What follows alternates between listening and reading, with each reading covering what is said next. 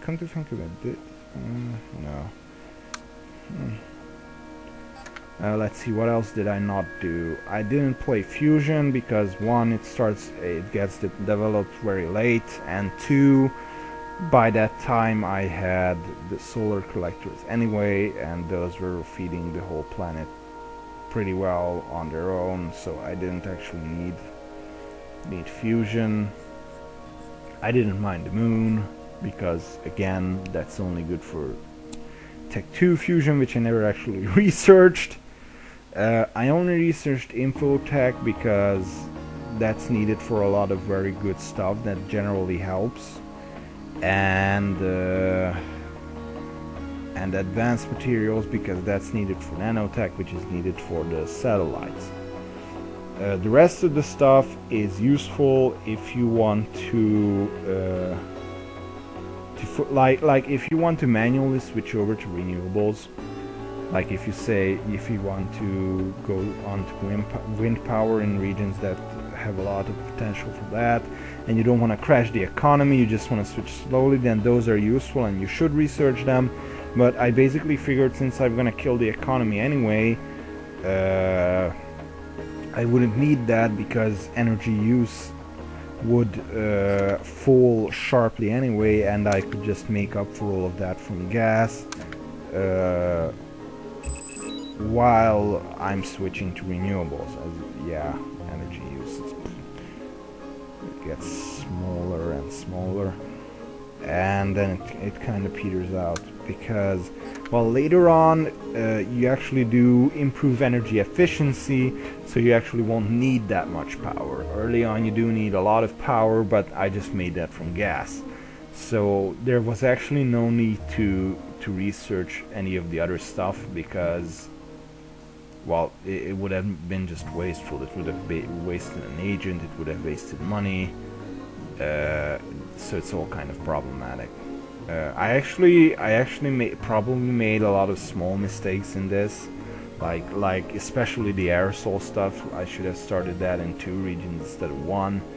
I should have built tech offices in places like Latin America and North America earlier on. I probably should have started sharing quantum computers as fast as I could because those do improve a region's economy significantly and make them grow fast.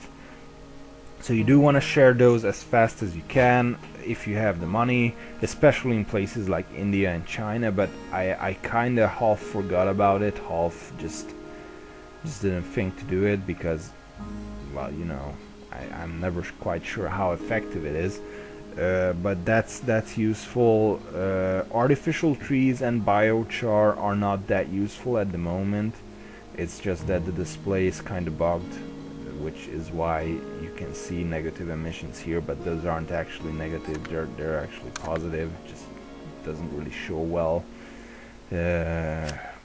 What else? Food did become a problem at some point, although I think I basically sorted that by the end. That became a problem partly because, well, actually it became a problem mostly because I switched over to organic farming, which, you know, uses less oil, uses less gas, but it only produces half the yield. And I switched over to that in like China and India, and that caused issues with food, and that's why I needed high yield crops later on. Well, you can go down either way with that, I suppose. If you just want to save money, then just don't switch over to organic farming. But, well, actually to me that was only partly because, well, to save resources, and it was mostly because, like, I don't know, it just I guess it just makes sense for GEO to switch over production of agriculture to stuff that doesn't use pesticides. It just makes sense. And actually I've switched over the whole planet, so I guess that worked out well. Synthetic feedstocks I do not recommend because they take a lot of power. Maybe if you just convert 1 or 2 regions at a time, then the world can adjust, so that could work. I don't actually know how the satellites work exactly, so I'm not sure how much power they can provide, because the power they do give does vary over regions, so maybe it's like they have a total of 100,000 or something and then just split, and if you actually don't need that much then they don't produce their full potential, but I don't know, and this isn't really explained anywhere. So I guess someone should experiment with that.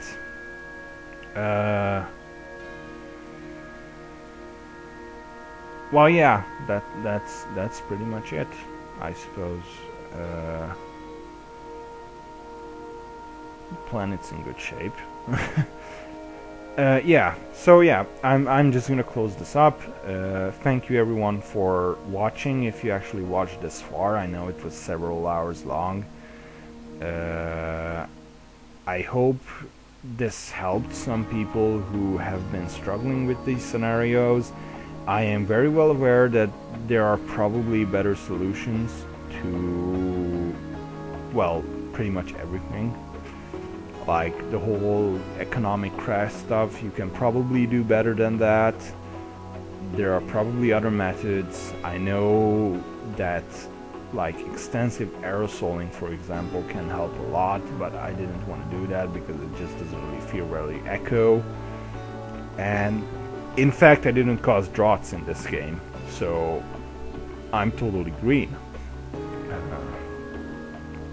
But yes, I understand you could do that better. I understand maybe my pacing could have been better, like maybe if I had waited further with banning oil, then I might have made economic recovery faster, but then again that's more emissions.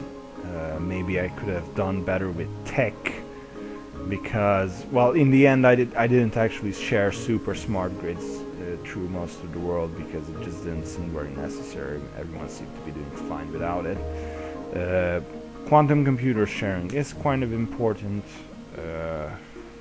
I did share nanotech over the entire world and started playing artificial trees, which honestly didn't help that much. I just checked actually before, but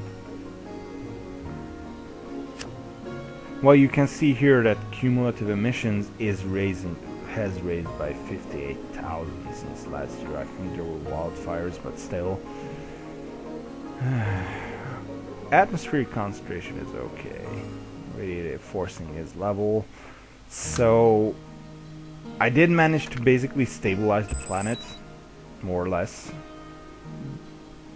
But, well, it's not optimal, obviously. It could be. I'm sure it could be done better. I also know I was playing this in the Earth Day scenario, and that actually makes a lot of things easier because maintaining support, especially early on, is a lot easier when everyone is green. So basically everything you do, they're happy about. If this was 3 degrees, in which everyone starts out all grumpy and consumerist, I would have had a lot more trouble with that. I would have probably had to take a lot longer. I might have lost support. I would have had more trouble with stability. I basically had no issues with that in this game, as you might have noticed, and except at the start.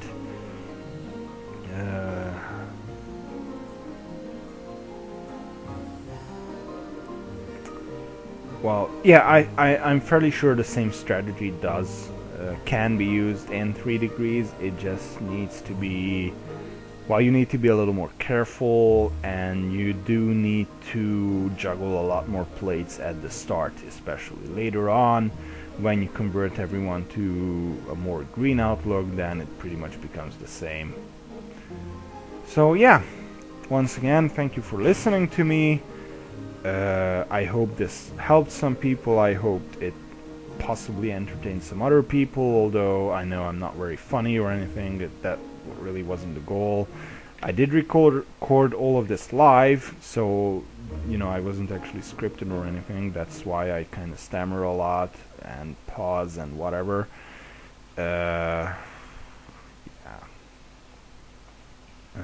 So yeah, leave comments. either on the forums, where I'm probably gonna link this, or on YouTube, or just send me messages or whatever. It doesn't matter.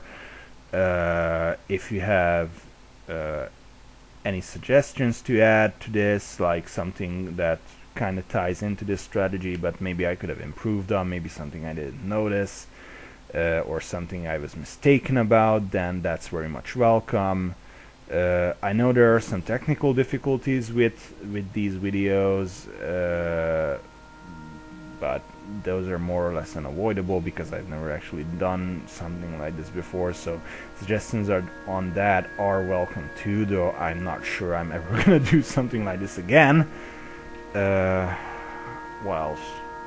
Yeah, that's pretty much it. So yeah, thanks for watching. See ya.